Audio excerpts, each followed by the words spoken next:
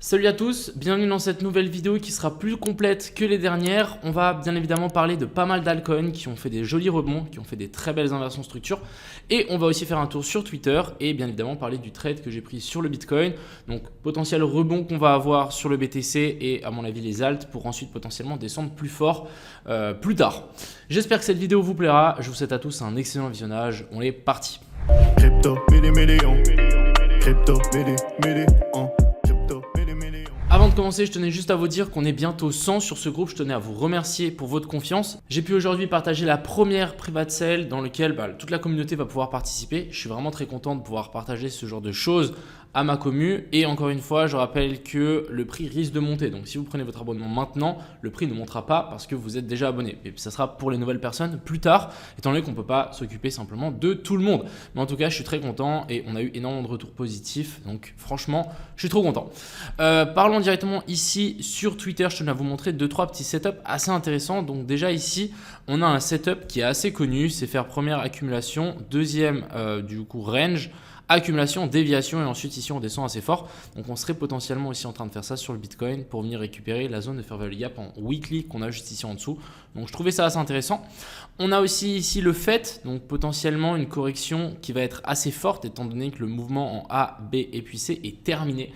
Donc il y a beaucoup d'alt dans lesquels c'est terminé. On a aussi le océan que c'est terminé et du coup on peut avoir des dumps assez violents pour même récupérer des lots très très bas. Donc vraiment faites attention à vous. Ensuite ici, petit modèle, je trouve assez intéressant pour prendre des trades. En gros, on a une zone ici de fair value gap. On vient toucher cette zone de fair value gap et dès qu'on est dans cette zone de fair value gap, ce qu'on attend, c'est ici un cos plus un boss. On rentre directement sur la cassure du boss et on target un ratio de 1.2. C'est quelque chose qu'on fait énormément souvent et je trouve ça plutôt assez intéressant comme setup. Je connais pas mal de gens qui font que ça et ça fonctionne plutôt pas mal. Et ensuite ici, on a petite fractale de ce qu'on était venu faire ici en 2016. Est-ce qu'on sera en train de faire la même chose?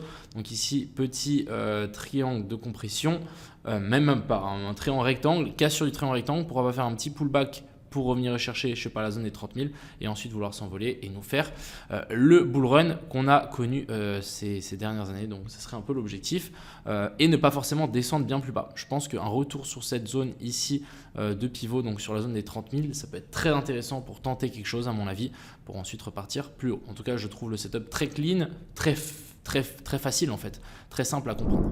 Enfin bref, on va directement ici commencer par le Bitcoin.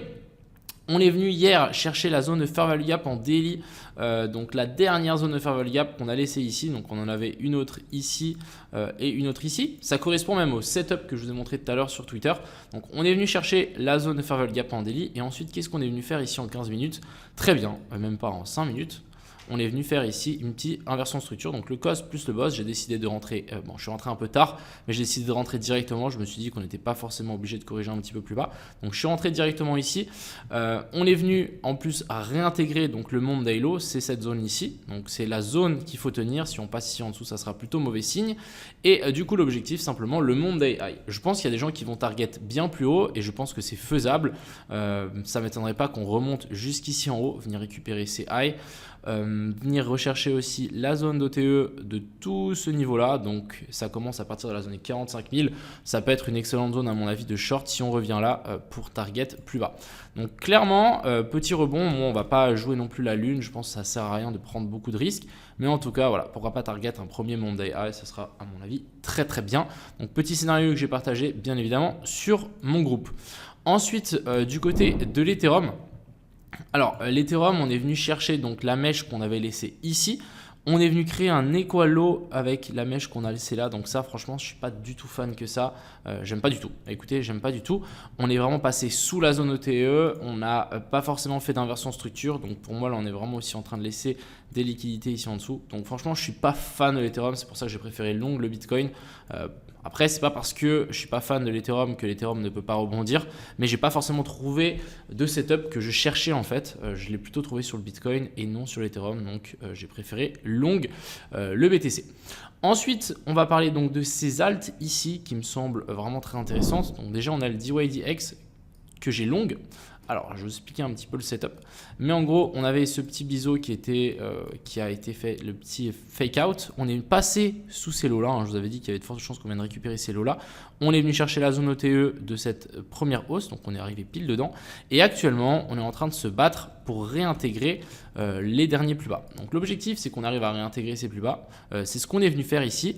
Et pourquoi j'ai long? Simplement parce qu'on a une inversion de structure en H1. Donc là, on a notre cos et notre boss. Et du coup, je me suis dit, ok, le bottom ici a été trouvé.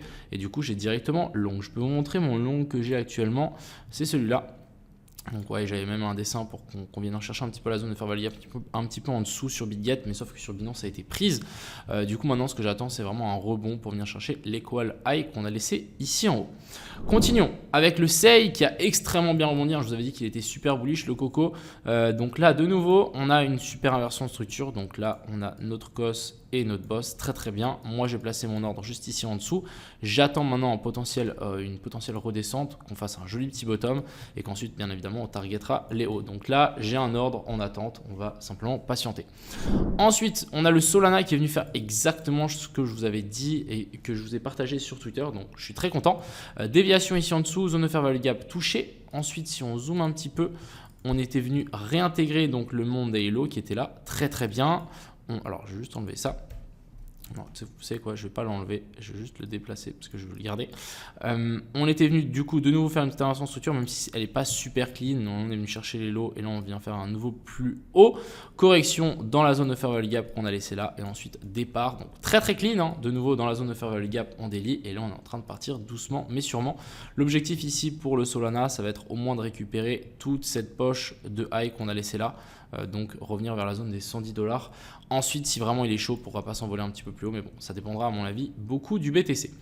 Ensuite, on a le OU, même chose que plus ou moins le Solana. On est venu récupérer le lot, on n'est pas venu chercher potentiellement la zone de fair value gap qu'on avait laissée ici en dessous. Même chose que le Solana de nouveau, on a aussi cette petite inversion de structure qui s'est matérialisée, donc le cos et le boss, on a recorrigé et ensuite on est en train de partir. Donc là l'objectif du OU c'est que pas forcément d'investir maintenant mais d'attendre qu'on fasse un retour plus bas. Donc on fera de toute façon un retour à un moment ou à un autre dans la zone OTE, donc c'est simplement d'attendre cette zone OTE pour re-rentrer. Donc pour le moment, et encore une fois cette zone OTE elle peut bien évidemment être modifiée, hein. Si vraiment on continue à remonter, là, la zone d'OTE sera modifiée aussi pour que ça corresponde avec le pump récent. Ensuite on a le Arbitrum. Franchement le Arbitrum est de nouveau aussi super clean. On est venu récupérer la poche de liquidité là, donc très bien. Et ensuite, si on zoome dessus, on avait la petite inversion structure qui a été matérialisée ici aussi. Donc là, si on s'adapte par exemple au setup que je vous ai montré tout à l'heure sur Twitter, donc là, cos, ici, boss. L'objectif, c'est de rentrer au moment du boss, donc quand on fait le retest, donc je ne sais pas par ici. Stop loss ici en dessous, et là, on target ratio de 2. Du coup, ce serait un retour jusqu'ici en haut, et c'est quelque chose qui est largement faisable. Encore une fois, je pense que le Arbitrum peut monter encore un petit peu plus haut. On peut venir chercher jusque vers la zone des 1.9, voire même, allez, on peut pousser mamie dans les orties et venir chercher, donc pourquoi pas faire ici une épaule, tête-épaule, juste une épaule, tête-épaule, un truc comme ça. C'est quelque chose qu'on fait assez souvent. Donc à surveiller pour le Arbitrum, mais franchement ici, il y avait clairement des trades à prendre. Voilà.